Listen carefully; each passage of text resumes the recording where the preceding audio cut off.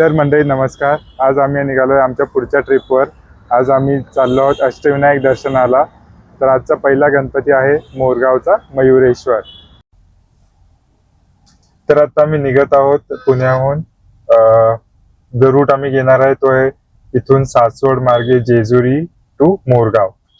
अंतर एकूण 71 किलोमीटर आहे. टोटल ट्रॅव्हल टाइम आहे 1 तास 50 मिनिटं.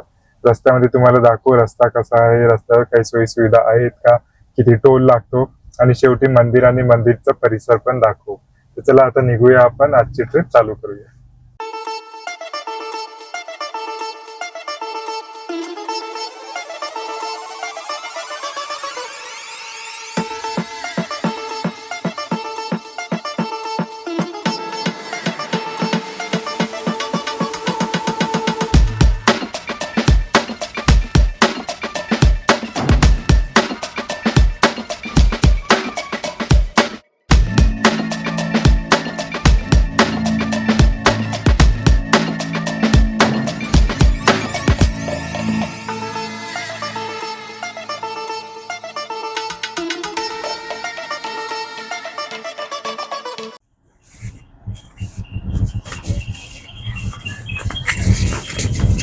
सो इथे मल्टिपल पार्किंग आहेत. हे पार्किंग नंबर 3 आहे जिथे आम्ही गाडी आत घेतली आहे.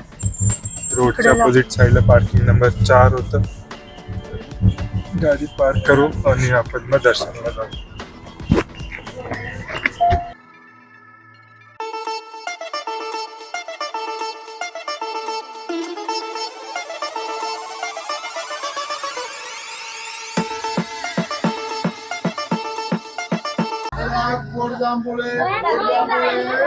मंदिराचं काहीतरी रिनोव्हेशनचं काम चालू आहे. त्यामुळे मंदिर बंद असल्यामुळे लोकांना इथेच दर्शन घ्यावं लागतं.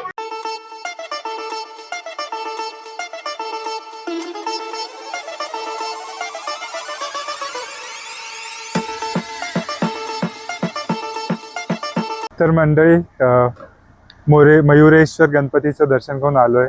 दर्शन म्हणजे प्रवेशद्वाराचं दर्शन करावं लागलं, कारण मंदिर सध्या बंद आहे. 9 का 10 जूनपर्यंत मंदिर बंद आहे.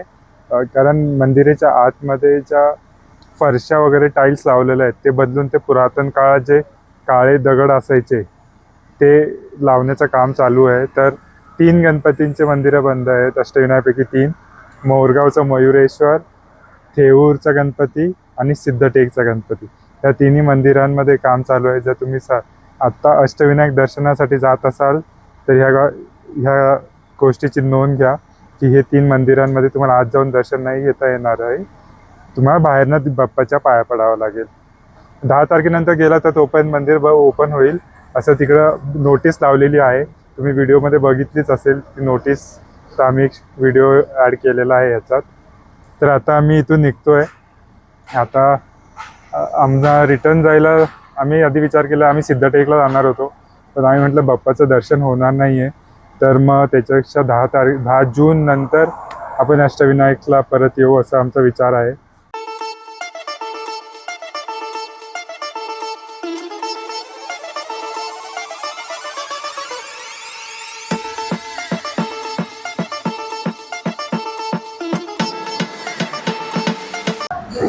तर आता आम्ही आहोत विठ्ठल कामतमध्ये. दादूने घेतली आहे साधी लस्सी, धोता. अम्माने साबुदाणा वडा घ्यायचा होता, साबुदाणा खिचडी, पण त्याला टाइम लागणार होता म्हणून मम्माने घेतले साबुदाणा वडा विथ दही आणि मी घेतले कोल्ड कॉफी. तेवढंच. चला तर नेक्स्ट व्हिडिओमध्ये भेटू.